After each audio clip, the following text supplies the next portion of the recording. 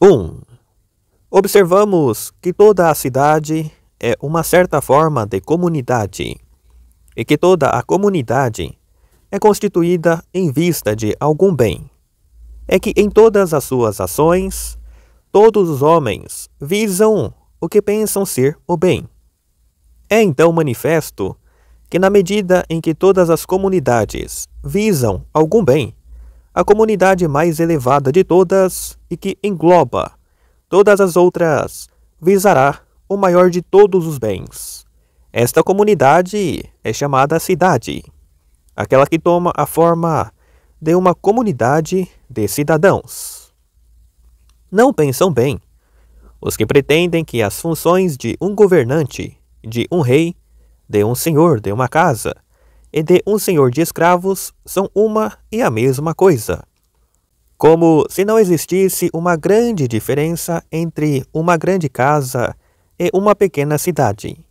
É que imaginam que essas diversas formas de autoridade apenas diferem no maior ou menor número de subordinados, mas não na qualidade. Se, por exemplo, um homem governa pouca gente, é um senhor de escravos. Se governa várias pessoas, é um senhor da casa. E se governa ainda mais, terá a função de rei ou de governante. E em relação ao rei e ao governante, consideram que quando um homem controla pessoalmente, tem a função de rei. Quando, conforme as regras da ciência política, toma a função, ora de mandar, ora de obedecer, é um governante. Mas tais asserções são falsas. A questão tornar-se-á clara se examinarmos o problema de acordo com o processo de investigação que seguimos até agora. É que, tal como nas outras ciências, temos de analisar um composto até aos seus elementos mais simples, que são as mais pequenas partes do todo. Assim também, examinaremos as partes componentes de uma cidade, vendo melhor como as diversas formas de autoridade diferem entre si, compreendendo de modo positivo cada uma das funções mencionadas. 2. Neste, como noutros domínios, obteremos a melhor apreciação das coisas, se olharmos para o seu processo natural, desde o princípio. Em primeiro lugar, aqueles que não podem existir sem o outro devem formar um par. É o caso da fêmea e do macho para procriar. E isto nada tem a ver com uma escolha, já que como nos animais e nas plantas, a necessidade de progenitura é em si um fato natural. É ainda o caso daquele que por natureza manda e daquele que obedece, para a segurança de ambos. É que quem pode usar o seu intelecto para prever é por natureza governante e senhor, enquanto quem tem força física para trabalhar é governado e escravo por natureza. Assim, senhor e escravo convergem nos interesses. Assim é a natureza que diferenciou fêmea e escravo. A natureza nada produz segundo o modo mesquinho dos fabricantes de facas de Delfos, mas destina cada coisa para um único uso. É que cada ferramenta será mais eficaz se servir apenas para uma função e não para várias. Os bárbaros, não obstante, atribuem à mulher e ao escravo a mesma condição, porque não possuem quem mande por natureza e a respectiva comunidade torna-se na de um escravo e de uma escrava. Por isso, como dizem os poetas, assumindo que bárbaro e escrava são idênticos por natureza. É justo que os gregos deveriam dominar os bárbaros. Assim foi destas duas comunidades que a família surgiu primeiro. E Hesíodo está certo ao dizer na sua poesia: A casa primeiro que tudo, mulher e boi para o arado. Com efeito, o boi é o servo do homem pobre. Assim, a família é uma comunidade formada de acordo com a natureza, para satisfazer as necessidades cotidianas, e aos seus membros chama carondas, companheiros de messe, e Epimênides de Creta, comensais. Por outro lado, a aldeia é a primeira comunidade formada por várias famílias, para a satisfação de carências além das necessidades diárias. A aldeia parece ser, por natureza, e no mais elevado grau, uma colônia de lares. Segundo alguns autores, os seus membros são filhos do mesmo leite e filhos dos filhos. Esta é a razão pela qual as cidades foram primeiro governadas por reis, como o são ainda hoje as tribos, porque cidades e tribos resultaram da união de indivíduos submetidos ao domínio régio. Tal como toda a família está sob o domínio do membro mais velho, assim também sucede nas colônias, devido ao parentesco entre os seus membros. É o que diz Homero. Cada um dita a lei aos filhos e às mulheres. Visto que os ciclopes viviam dispersos em tempos remotos. Por essa razão, também todos os homens dizem que os deuses são governados por um rei, porque os próprios homens foram originariamente governados por reis e alguns ainda o são. Tal como os homens modelam os deuses à sua imagem, também lhes atribuem um modo de vida. A cidade, enfim, é uma comunidade completa, formada a partir de várias aldeias e que, por assim dizer, atinge o máximo de autossuficiência. Formada a princípio para preservar a vida, a cidade subsiste para assegurar a vida boa. É por isso que toda a cidade existe por natureza, se as comunidades primeiras assim o foram. A cidade é o fim destas, e a natureza de uma coisa é o seu fim, já que sempre que o processo de gênese de uma coisa se encontre completo, é a isso que chamamos a sua natureza, seja de um homem, de um cavalo ou de uma casa. Além disso, a causa final, o fim de uma coisa, é o seu melhor bem, e a autossuficiência é simultaneamente um fim e o melhor dos bens. Estas considerações evidenciam que uma cidade é uma daquelas coisas que existem por natureza e que o homem é, por natureza, um ser vivo político.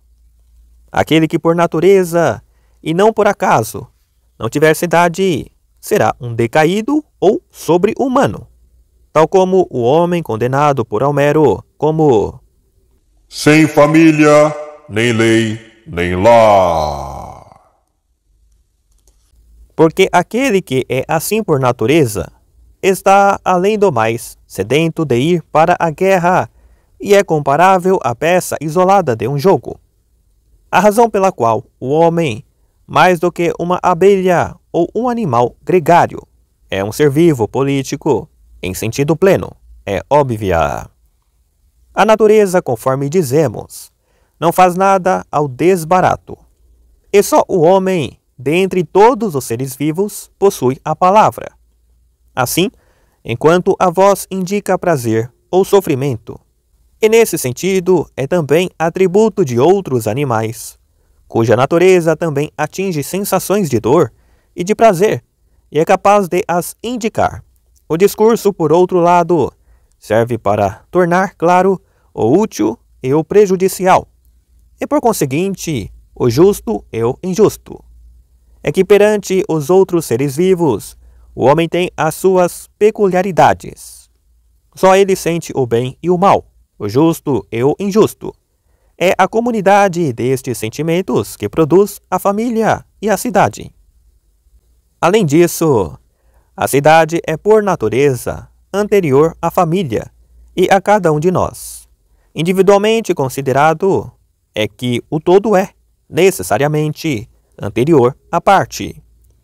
Se o corpo como um todo é destruído, não haverá nem pé nem mão, exceto por homonímia, no sentido em que falamos de uma mão feita de pedra.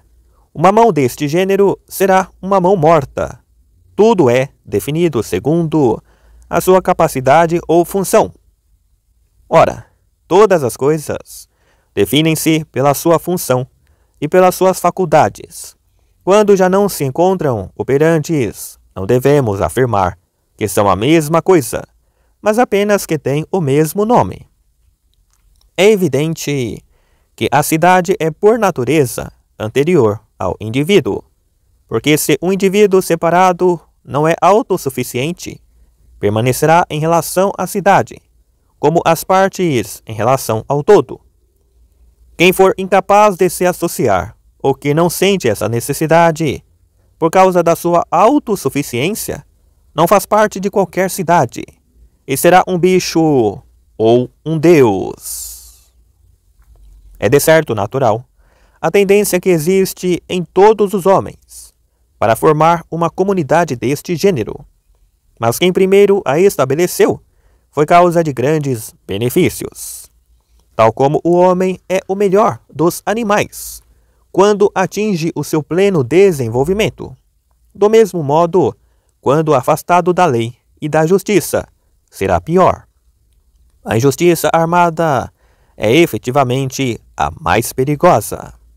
O homem nasceu com armas que devem servir à sabedoria prática e à virtude, mas que também podem ser usadas para fins absolutamente opostos. É por isso que o homem sem virtude é a criatura mais ímpia e selvagem, e a mais grosseira de todas, no que diz respeito aos prazeres do sexo e da alimentação. A justiça é própria da cidade, já que a justiça é a ordem da comunidade de cidadãos e consiste no discernimento do que é justo. 3. Agora que é claro tais as partes que compõem a cidade, é fundamental falar da administração da casa em primeiro lugar, já que toda a cidade é composta por várias famílias. A administração da casa divide-se em tantas partes quantos os membros que formam a própria família, que desde que completa, é constituída por escravos e homens livres. Mas como temos de investigar cada coisa na sua altura própria, a partir dos elementos mais pequenos, e como as primeiras e mais pequenas partes da família são senhor e escravo, marido e mulher, pai e filhos, teremos de examinar o que é cada uma destas três relações, e o que ela deveria ser, a saber, a capacidade de ser senhor, de ser marido. Não existe termo próprio para a união de um homem com uma mulher, e a capacidade de procriar, que também não possui um nome próprio. Admitamos estas três relações mencionadas. Há ainda um outro elemento que, segundo alguns, se confunde com a administração da casa e que, segundo outros, até constitui a sua parte mais importante. A nossa tarefa consiste em considerar o papel do que é chamado a arte de adquirir bens. Em primeiro lugar, tratemos do senhor e do escravo, a fim de indagar as necessidades indispensáveis da existência e simultaneamente saber se podemos alcançar sobre tal relação um conhecimento mais exato do que é corrente. Alguns supõem que o ofício de senhor é uma ciência e que o governo da casa do senhor, do político e do rei são o mesmo, conforme dissemos no início. Outros supõem que ser senhor é contrário à natureza, porque é a convenção que torna um homem escravo e outro livre. Como segundo a natureza em nada diferem, essa diferença é injusta na medida em que resulta da força. 4. A propriedade é uma parte da família, e a arte de adquirir bens, uma parte da administração da casa, já que sem os bens de primeira necessidade, não só não se pode viver, como não se pode viver bem. E tal como na administração da casa, a semelhança do que sucede em artes específicas, é necessário dispor de instrumentos próprios para a tarefa que tem de ser desempenhada. Assim também, quem estiver à frente do governo da casa deve ter os seus instrumentos, uns inanimados e os outros animados. Por exemplo, para o timoneiro, o leme é um instrumento inanimado e o vigia um animado, pois nas diferentes profissões, um ajudante pertence à categoria dos instrumentos. Assim também, a coisa possuída é um instrumento para viver, e a propriedade consiste num conjunto de instrumentos. O escravo é uma espécie de propriedade viva, e todo ajudante é como que o primeiro de todos os instrumentos. Se cada instrumento pudesse desempenhar a sua função a nosso mando, ou como que antecipando-se ao que se lhe vai pedir, tal como se afirma das estátuas de Dédalo, ou dos tripés de Hefesto, acerca dos quais o poeta diz: movendo-se por si mesmas, entram na assembleia dos deuses. E se, do mesmo modo, os teares tecessem sozinhos, e se as palhetas tocassem sozinhas a cítara, então os mestres não teriam necessidade de ajudantes nem os senhores de escravos. Em qualquer caso, os instrumentos propriamente assim chamados são instrumentos de produção, enquanto uma propriedade é um instrumento de ação. De um tear provém algo mais do que o seu simples uso, de uma cama ou de um adorno, apenas o seu uso. Além disso, como a produção e a ação diferem em gênero, e ambas necessitam de instrumentos, a diferença entre os instrumentos deve ser também a mesma. A vida é ação e não produção, pelo que o escravo é um ajudante a incluir entre as coisas que promovem a ação. O termo propriedade emprega-se do mesmo modo que o termo parte. A parte não é apenas parte de outra coisa, mas também lhe pertence inteiramente. Assim também sucede com a propriedade. Do mesmo modo, assim como o senhor somente o é, enquanto o senhor do escravo, mas não lhe pertence, o escravo não é apenas escravo do seu senhor, pertence-lhe inteiramente. Estas considerações tornam evidente o que são a natureza e a faculdade de ser escravo. Aquele que por natureza, sendo humano, não pertence a si próprio, mas a outrem, é escravo por natureza. Um ser humano pertence a outro, se apesar de humano, for um objeto de propriedade. E uma propriedade é um instrumento destinado à ação e com existência autônoma. 5. Temos de considerar se existem ou não homens que, por natureza, tenham índole de escravo, e se é melhor ou mais justo serem assim, ou se, pelo contrário, toda a escravidão é contrária à natureza. Não apresenta qualquer dificuldade uma investigação teórica destas questões, nem tampouco conhecê-las a partir do que acontece. Governar e ser governado são coisas não só necessárias, mas convenientes.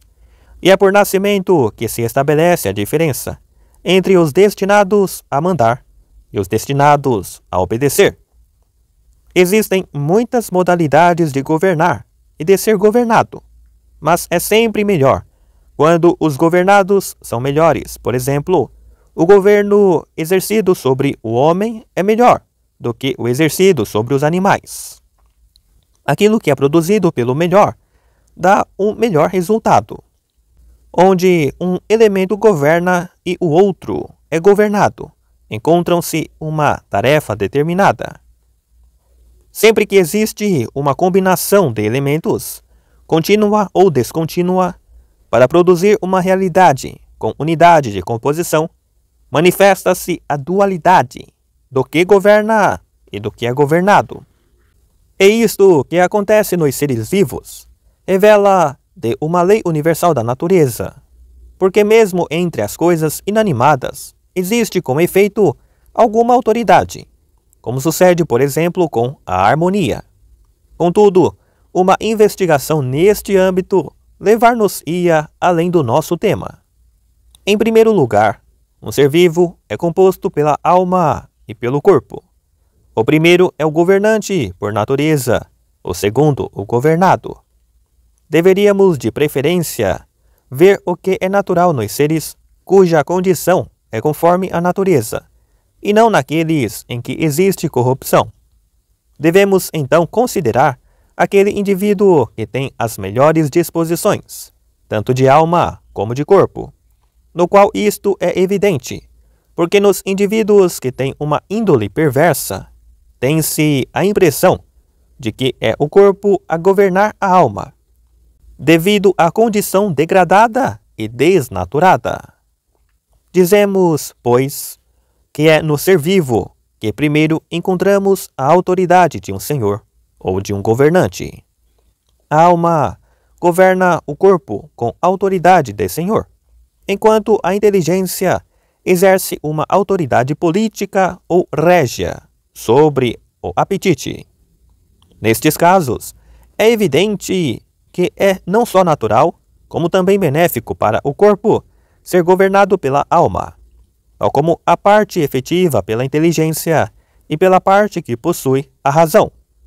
Já a paridade entre as duas partes, ou a inversão dos papéis, seria prejudicial em todos os casos. E, mais uma vez, acontece o mesmo no que diz respeito ao homem e aos outros animais. Os animais domésticos são melhores do que os selvagens, e é melhor serem dominados pelos homens, já que assim obtêm a respectiva segurança. Por outro lado, a relação entre o homem e a mulher consiste no fato de que, por natureza, um é superior e a outra inferior. Um governante, outra governada. O mesmo tem que necessariamente ocorrer para toda a humanidade. Por conseguinte, aqueles homens que se diferenciam entre si, tanto quanto a alma se diferencia do corpo ou o homem do animal, e tem esta disposição, aqueles cuja atividade consiste em fazer uso do corpo, e isto é a melhor coisa que podem dar. São escravos por natureza. E para eles é melhor estarem sujeitos a esse tipo de autoridade, se dermos créditos às distinções acima referidas. É um escravo por natureza aquele que pode pertencer a outro. E é esta a razão, porque pertence de fato. E também aquele que participa da razão o suficiente para aprender, sem contudo a possuir. Os animais distintos do homem nem sequer são capazes de participar da forma sensitiva da razão. Apenas obedecem passivamente às impressões. Quanto à utilidade, escravos e animais domésticos pouco diferem. Prestam ambos auxílio ao corpo, na medida das nossas necessidades. É intenção da natureza modelar os corpos dos homens livres, de modo diferente dos corpos dos escravos, atribuindo a uns a força necessária para os trabalhos pesados e dando a outros a postura ereta, e tornando-os impróprios para esse gênero de trabalhos, mas tornando-os aptos para a vida de cidadão, que se divide em atividades de guerra e de paz. Mas o oposto também ocorre com frequência. Há escravos com corpos de homem livre e outros com almas. Uma coisa é muito clara. Se os homens livres se distinguissem apenas pelo corpo, superiorizando-se aos demais como estátuas de deuses, então todos concordariam que todos os inferiores deveriam ser seus escravos. E se tal fosse verdade em relação ao corpo, ainda mais justamente tal distinção se aplicaria à alma. Não é, porém, tão fácil ver a beleza da alma como a do corpo. É óbvio, então, que uns são livres e outros escravos por natureza, e que para estes a escravidão é não só adequada, mas também justa. 6. Não é difícil ver que quem defende o contrário também tem alguma razão.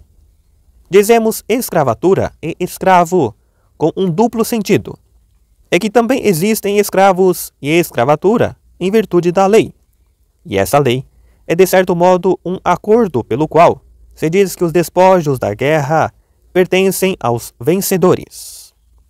Contra a justeza disto, muitos dos juristas movem uma acusação de ilegalidade, semelhante a que fariam contra um orador na Assembleia.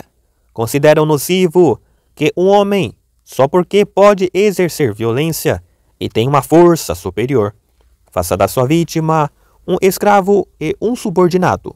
Mesmo entre sábios, alguns são desta opinião, outros têm outra. A causa desta diferença de opinião é que provoca a sobreposição parcial de argumentos. Consiste em que, num certo modo, a virtude, quando adquiriu recursos suficientes, tem grande poder de se impor pela força e o vencedor leva sempre a melhor, devido à superioridade em algum bem. Por conseguinte, parece que a força não existe sem virtude, e que a discussão visa apenas a questão do que é justo. Portanto, alguns pensam que a justiça reside na benevolência, outros que a justiça é o poder do mais forte. Se estas concepções fossem efetivamente separadas, outros argumentos perderiam toda a força de persuadir, ao pretender que o homem superior em virtude não deveria governar nem dominar. Existem ainda outros que, tendendo, segundo pensam, para uma certa forma de justiça, já que a lei é uma forma de justiça.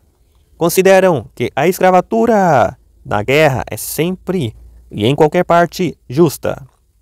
Mas contradizem-se, porque a causa das guerras pode não ser justa e ninguém pode reconhecer como escravo, de maneira alguma, a quem não o merece ser. Por outro lado, pode suceder que os considerados de mais nobre nascimento se tornem escravos e descendentes de escravos, caso sejam capturados e vendidos. Por esta razão, esses autores não admitem descrever os gregos como escravos, mas apenas os bárbaros. E mesmo assim, quando referem isso, apenas visam o escravo por natureza, de que já tratamos. Com efeito, é forçoso reconhecer que alguns são escravos em qualquer parte, enquanto outros em nenhuma. Isto também se aplica aos de nascimento nobre. Os gregos olham-se entre si como de nascimento nobre, não apenas na sua terra, mas em toda a parte. Aos bárbaros consideram-nos nobres apenas nas suas terras, julgando que existem dois tipos de nobreza e de liberdade, um absoluto e outro não absoluto, conforme a frase da Helena de Teodecto. Quem se atreverá a chamar-me serva, a mim, que tenho descendência divina por ambos os lados? Mas quando afirmam isso, não distinguem entre virtude e vício, nem entre o escravo e o livre, nem tampouco entre bem ou mal nascido. É que eles afirmam que, como o homem nasce do homem e o animal do animal, então os bons nascem dos bons. Mas, embora a natureza tenda a este fim, nem sempre é capaz de o atingir. É óbvio que a controvérsia tem alguma razão de ser, e que nem sempre é verdade que uns sejam escravos por natureza e outros livres. É claro também que tal distinção existe em alguns casos, em que é conveniente e justo que um seja o senhor e outro o escravo, e que um deva ser governado e o outro exercer o governo para o qual se encontra destinado, a fim de ser de fato um senhor. Mas um exercício errado do poder é contrário aos interesses de ambos. É que a mesma coisa beneficia tanto a parte como o todo, a alma como o corpo, e o escravo é como que uma parte do seu senhor, uma espécie de parte animada do corpo deste, mas uma parte separada. Por esta razão, existe uma convergência de interesse e amizade recíprocas entre o senhor e o escravo, que merecem o respectivo estatuto por natureza. Mas quando não é este o caso, e senhor e escravo o são por convenção e violência, sucede o contrário. 7. Resulta manifesto destas considerações que não são a mesma coisa o domínio de um senhor e o do governante, e que nem todas as formas de governo são as mesmas, como alguns dizem. Com efeito, uma das formas de governo exerce-se sobre homens naturalmente livres, a outra sobre escravos. O governo de uma casa é uma monarquia, já que um só governa toda a casa, enquanto o governo político é exercido pelos que são livres e iguais. Um senhor não é denominado senhor em virtude de possuir uma ciência determinada, mas devido ao fato de o ser, a semelhança do escravo e do livre. Apesar de tudo, pode haver uma ciência do senhor e do escravo, conforme ensinava o mestre de Siracusa, que mediante um salário treinava os escravos para os trabalhos correntes. A aprendizagem destas coisas poderia alargar-se ainda mais, por exemplo, a culinária e a outras tarefas desse tipo. Servidores diferentes têm tarefas diferentes, algumas de maior prestígio, outras mais necessárias. E conforme o provérbio diz: há escravos e escravos, e senhores e senhores. Todos os conhecimentos deste tipo dizem respeito ao ofício de escravo. Quanto à ciência do senhor, consiste em saber servir-se do trabalho dos escravos. Ele é senhor não porque adquiriu escravos, mas porque sabe utilizá-los.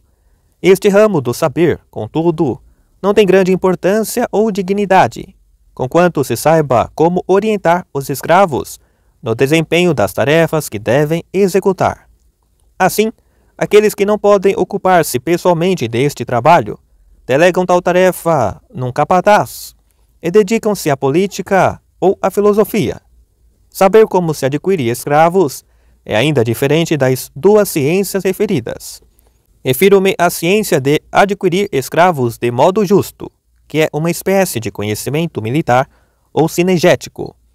Em relação ao senhor e ao escravo, são estas as distinções a fazer. 8. Podemos agora estudar a propriedade e a crematística de uma maneira geral, de acordo com o nosso método, posto que o escravo é parte integrante da propriedade. A primeira questão que poderíamos colocar é: será que a crematística, o mesmo que a economia, uma parte dela ou ainda sua subsidiária? E se for subsidiária, apresenta-se da mesma maneira que a fabricação de teares em relação à arte de tecer, ou a fundição do bronze em relação à arte da estatuária?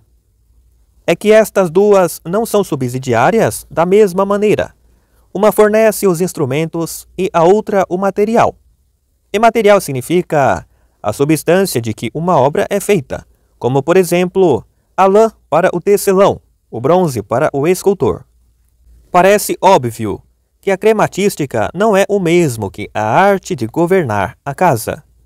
Uma refere-se à arte de adquirir, a outra à arte de utilizar. Que outra arte, para além da do governo da casa, pode fazer uso do que se encontra na casa?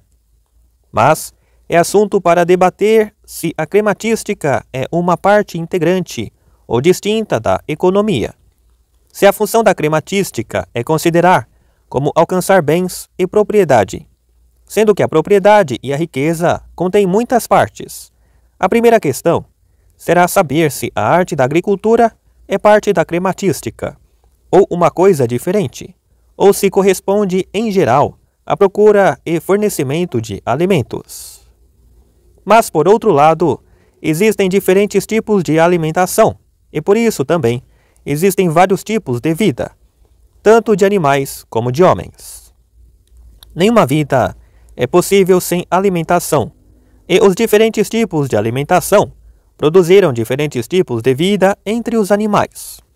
Alguns bichos vivem em manada, outros dispersos, conforme convém a sua alimentação. Uns são carnívoros, outros herbívoros e outros omnívoros. A natureza proporcionou-lhes diferentes modos de vida para os ajudar a alcançar alimento. Como a mesma coisa não agrada a todos do mesmo modo, mas a uns agrada isto e a outros aquilo. As maneiras de viver dos carnívoros e dos herbívoros são diferentes. Do mesmo modo, diferem as vidas dos seres humanos. Os mais indolentes são pastores, dado que a comida que lhes é fornecida pelos animais domésticos surge sem qualquer esforço. Mas, quando é necessário que os rebanhos mudem por causa das pastagens, os humanos têm de acompanhá-los como se cultivassem uma lavoura viva.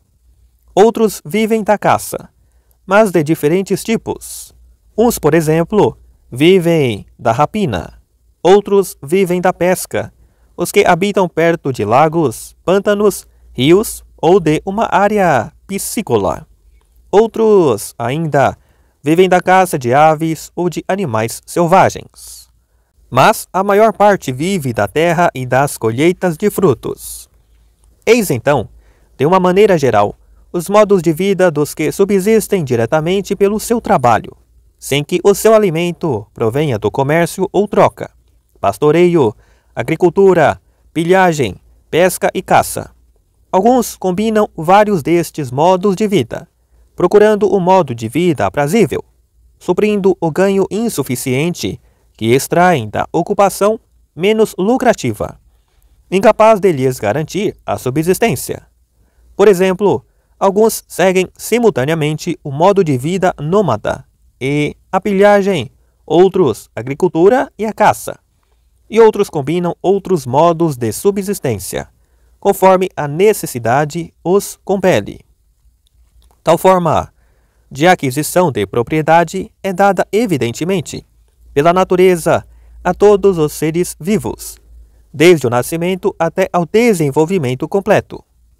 Com efeito, alguns seres vivos produzem, com o nascimento das crias, comida suficiente até ao momento em que a cria é capaz de a conseguir por si mesma, como por exemplo os animais que se reproduzem por larvas ou ovos.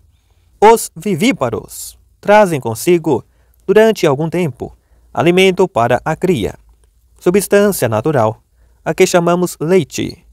Assim sendo, temos de admitir manifestamente que, de modo semelhante, as plantas existem para a subsistência dos animais, quanto adultos, e que os outros animais existem para o bem do homem, os animais domésticos para uso e alimentação, e os animais selvagens, se não todos, pelo menos a maior parte, para a alimentação e outras carências, de modo a obtermos vestes e outros instrumentos a partir deles. Se a natureza nada faz de imperfeito ou em vão, então, necessariamente, criou todos estes seres em função do homem. Eis porque a arte da guerra será, num certo sentido, o modo natural de aquisição, de que a caça é uma parte, a ser utilizada contra as feras e mesmo contra aqueles homens, e destinados a ser governados, recusaram sê-lo, dado que este tipo de guerra é justo por natureza. Assim, o tipo de arte de aquisição, que faz parte da economia, consiste por natureza numa forma de aquisição, de tal modo que o senhor da casa deva possuir ou procurar possuir os recursos acumuláveis necessários à vida e úteis à comunidade política e familiar. Parece que a verdadeira riqueza consiste nestes recursos. É que não é ilimitada uma propriedade deste gênero, bastando-se a si mesma e visando a vida feliz, como Solon faz crer no verso. Não existem limites para a riqueza destinada aos homens. Mas permanece um limite, tanto aqui como noutras artes, pois nenhum instrumento de nenhuma arte é ilimitado, seja em tamanho, seja em quantidade. A riqueza é apenas o conjunto de instrumentos possuídos pela casa e pela cidade. Torna-se assim evidente que existe uma arte natural de aquisição, própria dos donos de casa e dos políticos. E por que razão é assim? 9. Existe, porém, outro modo de aquisição, a que a maior parte chama injustamente crematística, em relação à qual parece não existir limite nem de riqueza nem de propriedade. Muitos supõem que é idêntica à anteriormente mencionada, devido à afinidade entre ambas. Na realidade, não é idêntica à que referimos, mas também não está muito afastada. Uma é natural, a outra não, provindo mais de uma certa forma de engenho e arte. Comecemos a discussão deste assunto da seguinte maneira. Tudo o que possuímos tem um duplo uso, mas não no mesmo sentido.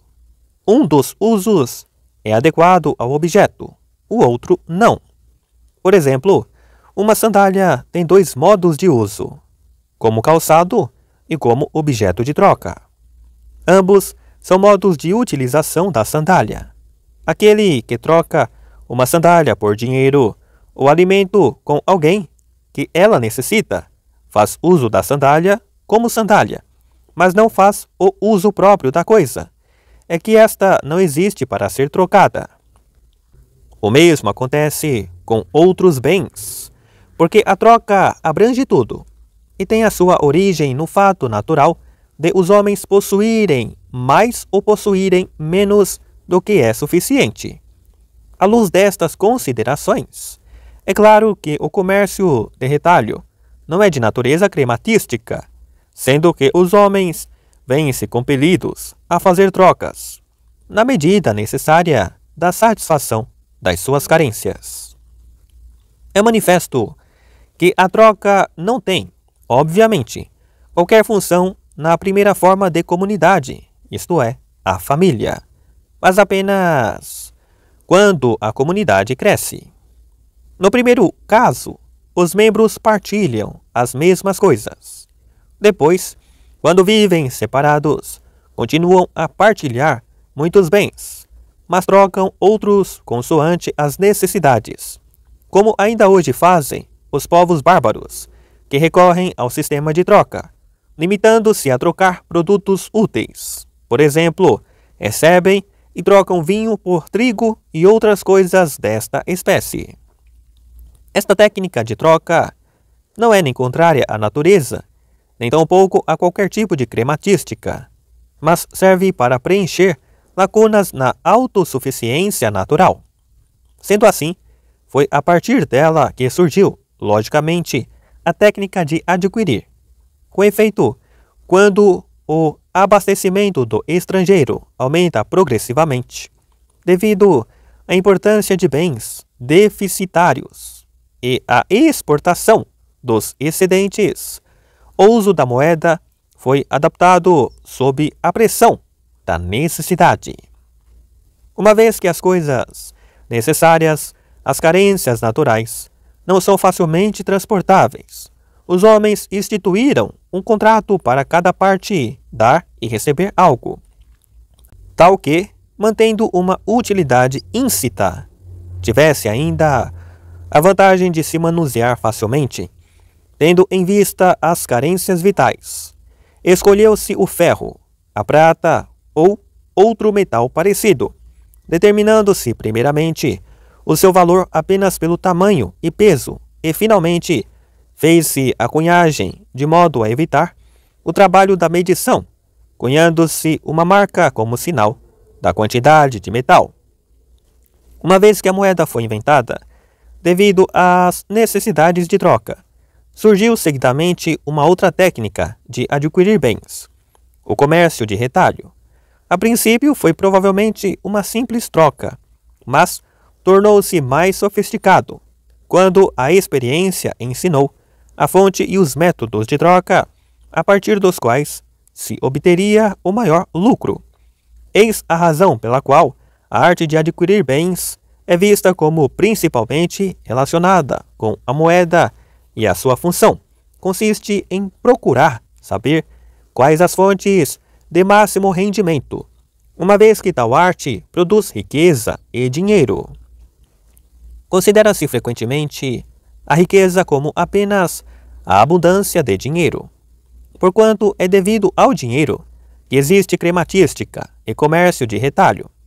Mas, outras vezes, o dinheiro é visto como uma ilusão ou uma convenção, algo que não é natural, tanto mais que a mudança do padrão entre aqueles que o usam fazem-lhe perder valor e utilidade para satisfazer necessidades. O homem rico em dinheiro encontrar-se-ia em dificuldade para satisfazer as necessidades de subsistência. Estranha riqueza esta que não impede quem a possui com abundância de morrer de fome, tal como consta da história de Midas, o qual, devido à sua cupidez, transformava em ouro tudo o que tocava. Assim, procura-se estabelecer uma outra noção, diferente de riqueza e da arte de adquirir bens, e com razão. É que a riqueza e a arte de adquirir bens, segundo a natureza, são muito diferentes do que vimos. Estas referem-se à administração da casa. A crematística comercial gera dinheiro, embora não de qualquer modo, mas por via de troca de bens. E esta troca de bens parece que se refere ao dinheiro devido a este ser meio e finalidade de troca.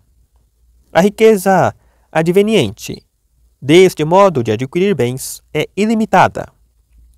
Tal como a arte da medicina visa uma saúde ilimitada, todas as artes visam atingir o fim ilimitadamente, dado que se propõem alcançá-lo na sua extensão máxima, embora sejam limitadas quanto aos meios para alcançar esse fim, visto que o fim é o limite de todas elas.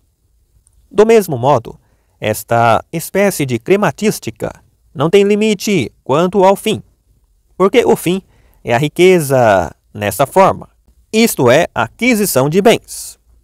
Por oposição a este tipo de crematística, a arte de adquirir bens, que se encontra relacionada com a administração da casa, tem um limite, pois a sua função não é a aquisição ilimitada de dinheiro. De certo modo, é evidente que toda a riqueza deve ter, necessariamente, um limite, embora vejamos suceder o oposto. Todos os negociantes aumentam sem cessar a riqueza própria. A causa reside na afinidade entre os dois tipos de aquisição. É certo que ambas coincidem na utilização do mesmo meio, já que ambas recorrem à propriedade, embora não da mesma forma. Enquanto a forma doméstica da crematística persegue um fim distinto da acumulação de dinheiro, a crematística comercial procura a acumulação, donde alguns pensarem ser tal a função da administração da casa e assim julgarem que esta acumulação é própria da tarefa da economia, acabando por concluir que é preciso manter e aumentar ilimitadamente a riqueza. A causa desta atitude é a preocupação com o afã de viver, mas não com o bem viver, sendo este apetite ilimitado. Também desejam meios sem limites para o satisfazer. Os que assim visam a vida feliz procuram o que dá prazer ao corpo, e como os prazeres corporais parecem depender dos bens possuídos, centram toda a atividade em adquirir bens. O segundo tipo de aquisição de bens surgiu por causa disto. Ao perseguir o prazer em excesso, procuram também o que lhes podem proporcionar tal prazer. Se não podem alcançá-lo por meio da crematística, tentam fazê-los por outros meios, usando todas as suas faculdades de uma maneira contrária à natureza. Não é função da coragem produzir riquezas, mas sim confiança. Nem tampouco produzir riquezas é função de um general ou de um médico, mas antes alcançar a vitória e a saúde, respectivamente. Ainda assim, alguns transformam isto tudo numa questão de dinheiro, como se o dinheiro fosse o fim de tudo e tudo tivesse que se orientar para tal fim. Discutimos, até agora, a aquisição desnecessária de bens, dizendo em que consiste a razão, porque dela carecemos. Quanto à aquisição necessária, mostramos que é algo de diferente e que pertence, por natureza, à arte de administrar a casa, relacionada com a alimentação, não sendo ilimitada como aquela, mas possuindo um limite. 10. Fica também clara a resposta à questão colocada no princípio, nomeadamente a de saber se a arte de adquirir bens cabe ao senhor da casa e ao político ou não. O certo é que ambos têm que contar com recursos. Assim como a política não faz homens, mas serve-se deles, tomando-os da natureza. Assim também é a natureza que cabe fornecer alimentos, pondo à disposição terra, mar ou qualquer outro meio, devendo ser tarefa do senhor da casa gerir os bens recebidos da natureza. Não é tarefa do tecelão fazer lã, mas sim usá-la. Conhecendo qual a lã de qualidade mais aconselhável e qual a de menos qualidade e inútil, poderá alguém interrogar-se, por que razão a arte de adquirir bens faz parte da administração da casa, enquanto a arte da medicina não é uma parte. Os membros da família têm que ter saúde, tal como vitalidade e outros bens de primeira necessidade. Ora, da mesma forma que, em certo sentido, cabe ao senhor da casa ou ao governante zelar pela saúde dos seus subordinados. Noutro sentido, não é assim, sendo tarefa própria do médico. O mesmo acontece no que refere às riquezas. No sentido são da responsabilidade do administrador da casa, mas noutro sentido não, pertencendo à sua disciplina subalterna. Mas conforme dissemos antes, a natureza deve assegurar a existência de recursos, porque é sua função fornecer alimentos aos seres que nascem, dado que todos eles extraem o seu primeiro alimento do resíduo daquilo de onde nascem. Eis a razão pela qual a crematística, relacionada com os frutos da terra e com os animais, é, para todos os homens, uma arte natural. A arte de adquirir bens, conforme dissemos, tem duas formas, uma mercantil e a outra doméstica. Esta última é necessária e recomendável, enquanto a primeira é censurável, devido a não estar de acordo com a natureza, por ser praticada por uns, a expensas de outros. Com muito mais razão, se detesta a prática de cobrar juros, porque nela o ganho resulta do dinheiro propriamente dito, e não da finalidade para o qual o dinheiro foi instituído. Ora, o dinheiro foi instituído para a troca, enquanto o juro multiplica a quantidade do próprio dinheiro. É essa a origem do termo juro. Os seres gerados assemelham-se aos seus progenitores, e o juro é dinheiro nascido do dinheiro. Assim, dentre todos os modos de adquirir bens, este é o mais contrário à natureza. 11. Agora que discutimos adequadamente o que diz respeito ao conhecimento teórico, devemos passar para o domínio da prática. O estudo de todas estas disciplinas convém ao homem livre, mas a aplicação exige experiência. A parte útil da arte de adquirir bens é, antes de mais, um conhecimento apurado das raças de gado. Temos de conhecer quais as raças mais produtivas e em que tipos de solo e com que tratamento prosperam. Temos de conhecer, por exemplo, a maneira correta de adquirir cavalos, bois, carneiros ou qualquer outro tipo de criação. Só a experiência nos dirá qual das raças será mais produtiva, quando comparadas entre si, e em que tipo de terra melhor se desenvolve cada espécie, já que umas prosperam em determinadas regiões e outras noutras.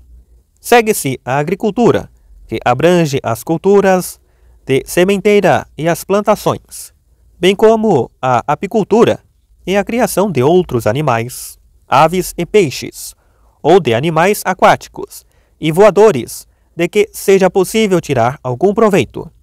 Estas são as partes e os primeiros elementos da crematística em sentido estrito.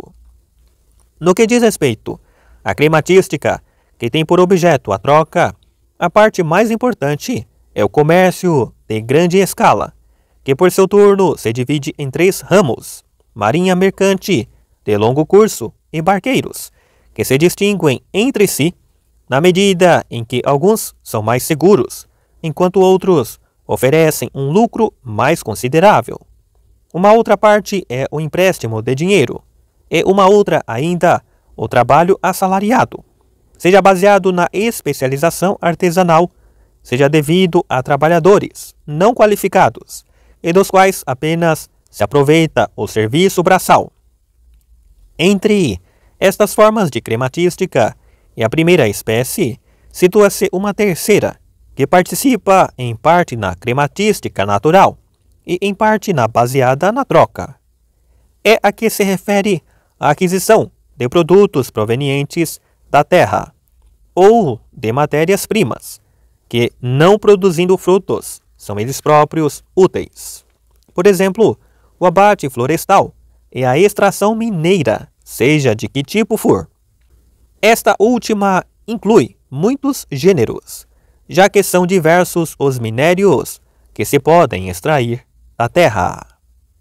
Ficam agora esclarecidos, em termos genéricos, os pontos relativos às diversas formas de crematística, já que, apesar do interesse prático, se tornaria fastidioso demorarmos-nos no estudo pormenorizado de cada uma.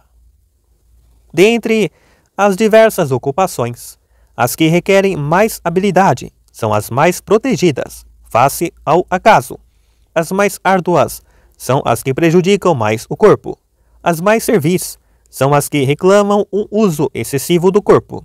As mais ignóbeis são as que necessitam de menos virtude. Alguns autores escreveram, de resto, sobre estes aspectos práticos. Por exemplo, Carétides de Paros e Apolodoro de Lemnos, acerca do cultivo das terras de sementeira ou plantio, assim como outros autores versaram temas análogos. Os que estiveram interessados em aprofundar estes assuntos devem reportar-se a esses trabalhos de pesquisa. Além do mais, importaria corrigir toda a tradição oral dispersa sobre os meios de que alguns se sentiram para conseguir grandes fortunas, visto que todos esses meios são úteis aos que apreciam a crematística. Tomemos como exemplo o que se conta acerca de Tales de Mileto. O estratagema que usou para adquirir riqueza, ainda que atribuído à sua sabedoria, não passa da aplicação de um princípio geral. Consta que o censuravam por ser pobre, atribuindo isso à inutilidade da filosofia. O fato é que, devido aos seus conhecimentos de astronomia, previu a proximidade de uma boa colheita de azeite, quando ainda era inverno. Alugou, com o pouco dinheiro que tinha, todos os lagares de Mileto e Quios, gastando apenas uma pequena soma, já que não havia outras ofertas mais avultadas.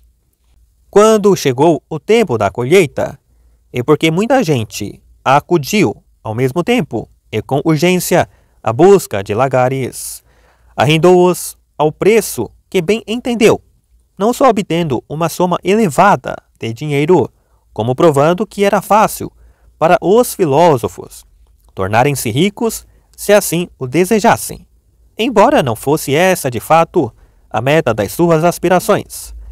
Tales terá dado, assim, ao que consta prova inequívoca da sua sabedoria. Todavia, como dissemos, tal expediente para obter dinheiro decorre de um princípio geral da crematística, a saber, a posse de um monopólio na medida do possível. Assim sucede com algumas cidades, quando precisam de dinheiro, asseguram o monopólio da venda de certas mercadorias. Outro exemplo consta que na Sicília, certo indivíduo, depositário de uma quantia pecuniária, comprou todo o ferro proveniente das minas locais. Quando mais tarde os comerciantes chegaram de todos os mercados, sendo o único vendedor de ferro, e apesar de não ter inflacionado em demasia o preço, obteve um lucro de 100 talentos, face aos 50 de que dispunha inicialmente em depósito. Tendo-se inteirado dessa ocorrência, Dionísio ter-lhe-á dito que podia guardar todo o dinheiro ganho, mas com a condição de permanecer o menos tempo possível em Siracusa, a pretexto de estar a servir-se de uma fonte de proventos que lesava os interesses do príncipe. Ora, este expediente coincide com o estratagema de Tales. Ambos tinham em mente a criação de um monopólio para si próprios. É útil, até para os homens que se dedicam aos assuntos públicos, terem conhecimento destes procedimentos, porque muitas cidades precisam de recursos deste gênero para melhorar os rendimentos respectivos, tanto ou mais do que uma casa necessita. É por essa razão que alguns governantes se dedicam exclusivamente a esses assuntos. 12. Existem 3 partes da economia: a senhorial, que já foi tratada, a paternal e a conjugal. O pai e marido governa a mulher e os filhos, ambos como pessoas livres, mas não com a mesma forma de autoridade. Governa a mulher como cidadão, os filhos como súditos. O homem está mais apto para mandar por natureza do que a sua mulher, a menos que a união de ambos contrarie de algum modo a natureza. Do mesmo modo, o mais velho e mais desenvolvido está mais apto para mandar do que o mais novo e menos desenvolvido. Na verdade, na maior parte dos regimes políticos, os cidadãos alternam na função de governante e governado, em virtude de quererem ser naturalmente iguais e em nada diferirem. Não obstante, enquanto um governa e o outro é governado, procura-se estabelecer uma diferença mediante indumentária, títulos e honras, como deu a entender Amasis, a propósito do ritual do lava-pés. A relação entre homem e mulher é de permanente desigualdade. O exercício de autoridade sobre os filhos é de caráter régio, posto que quem os engendrou governa-os pela amizade e pela idade, e é nisso que consiste a autoridade régia. As palavras de Homero acerca de Zeus estavam certas quando o chamou Pai dos deuses e dos homens. Porque é rei de todas as coisas. É que um rei, apesar de ser naturalmente distinto dos seus súditos, é da mesma estirpe. E esta é a relação entre o mais velho e o mais novo, e a do pai perante o filho. 13. É evidente que a administração do lar diz mais respeito aos seres humanos do que a propriedade inanimada, mais a virtude do que a excelência dos bens possuídos, que denominamos riqueza, e mais a virtude dos homens livres do que a dos escravos. Agora, a primeira questão que se poderia colocar acerca dos escravos é se, para além das virtudes instrumentais e servis, possuem outra virtude mais valiosa do que essas, como por exemplo, temperança, coragem, justiça e outras disposições morais do gênero.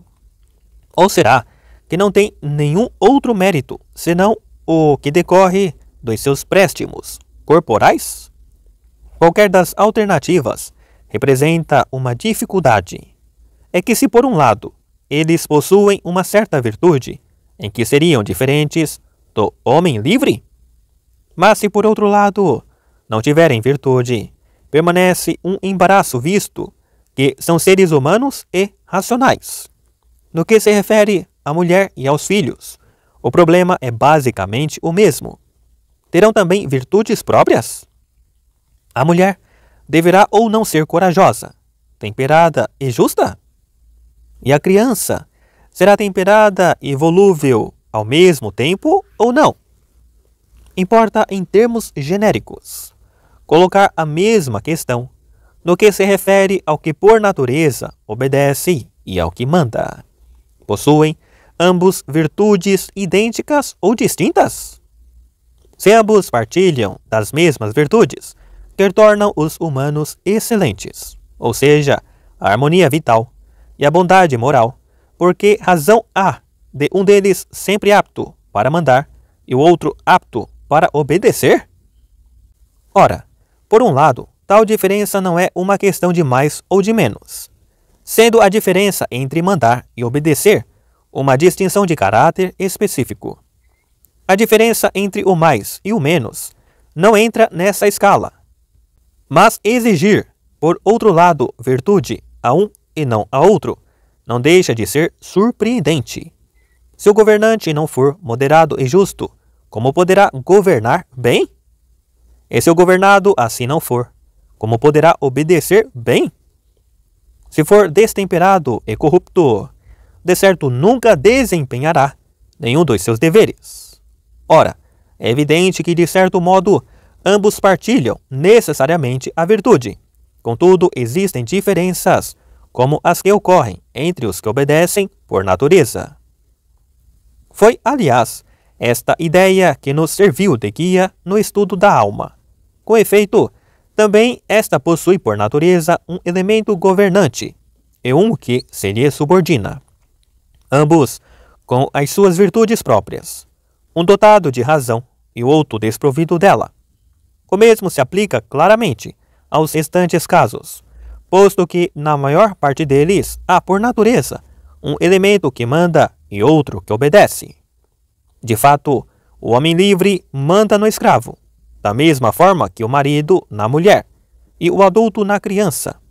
Nesses casos, as partes da alma estão presentes em todos esses seres, mas dispostas de modo diferente. O escravo não tem faculdade deliberativa. A mulher tem-na, mas não tem faculdade de decisão. A criança tem capacidade de decisão, mas ainda não desenvolvida. Deveríamos necessariamente admitir, então, que o mesmo se passa com as virtudes morais. Todos devem participar delas, embora não da mesma forma, mas na medida em que cada um cumpre a função que lhe é adequada. Ora, é essa a razão pela qual o governante deve possuir integralmente a virtude moral. Efetivamente, qualquer ofício tomado na sua integridade requer um artífice mor, e a razão é esse artífice mor. Quanto aos demais, devem possuir a virtude moral, na justa medida que lhes convém. Resulta evidente, portanto, que todos os seres mencionados possuem a virtude moral. Todavia, a moderação não pertence da mesma forma ao homem e à mulher, nem tampouco a coragem ou a justiça, como pensava Sócrates. Uma coisa é a coragem própria de um governante, outra a de um servo, o mesmo acontecendo com as outras virtudes. Se analisarmos esta questão com mais minúcia, tornar-se-á clara a razão de ser. Na verdade, enganam-se os que, de modo genérico, se referem à virtude como boa disposição da alma, conduta correta, ou algo parecido. Melhor fora que se limitassem, como Górgias, a enumerar as virtudes, do que avançar com tais definições. Apesar de tudo, estamos em crer que se aplica bem em todas as situações o verso do poeta sobre a mulher. O silêncio dá encanto à mulher, Mas não ao homem. Como a criança não se encontra completamente desenvolvida, também se torna claro que a sua virtude não se reporta a si própria, mas ao fim da criança e a quem manda nela. O mesmo acontece com o escravo em relação ao seu senhor. Acerca disso, foi por nós referido que um escravo é útil em relação às necessidades indispensáveis. Nesse sentido, apenas lhe basta um pouco de virtude, ou seja, a suficiente para não rebaixar o seu trabalho por intemperança ou desleixo. Se o que acabamos de afirmar é verdade, há que perguntar então se os artesãos também possuem virtude, já que muitas vezes rebaixam o seu trabalho por serem destemperados. Mas não será este caso algo diferente do anterior? O escravo partilha a vida do senhor, o artesão vive mais afastado. Assim, a virtude pertence-lhe numa medida proporcional à sua servidão, pois o seu modo de ser servil é limitado. Ora, o escravo faz parte das coisas que existem por natureza, mas não o sapateiro ou outro qualquer artesão. Resulta claro que o senhor deve ser a causa da virtude que convém ao próprio escravo, mas não na medida em que possui a arte de instruir nos afazeres adequados. Eis porque pensam mal os que recusam dar justificações aos escravos, sugerindo que apenas deveriam receber ordens. O certo é que deveríamos dar-lhes razões do seu agir ainda mais do que, propriamente, as crianças. É esta a nossa posição acerca dos diferentes aspectos abordados. As relações mútuas de homem e mulher, de pai e de filho, a virtude peculiar de cada um, o que está certo e o que não está, o modo como deveriam praticar o bem e evitar o mal.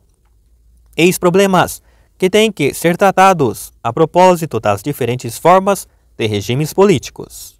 Ora, como de fato a esfera doméstica é parte da cidade, e os indivíduos de que acabamos de falar fazem parte do lar, e dado que a virtude da parte deveria ser considerada em função da virtude do todo, então, do mesmo modo, tanto as crianças como as mulheres devem ser educadas, de acordo com o regime político estabelecido. Pelo menos, caso se considere que a perfeição moral das crianças e mulheres são importantes para a perfeição da cidade. E são importantes, de fato, na medida em que as mulheres constituem metade da população livre, e as crianças tomarão parte na comunidade política. Agora que resolvemos estes problemas, discutiremos o resto no outro lugar, declarando a presente investigação como encerrada, para que possamos introduzir um novo tópico no nosso estudo. Passemos imediatamente à apreciação das opiniões dos que se debruçaram sobre as melhores formas de regime político.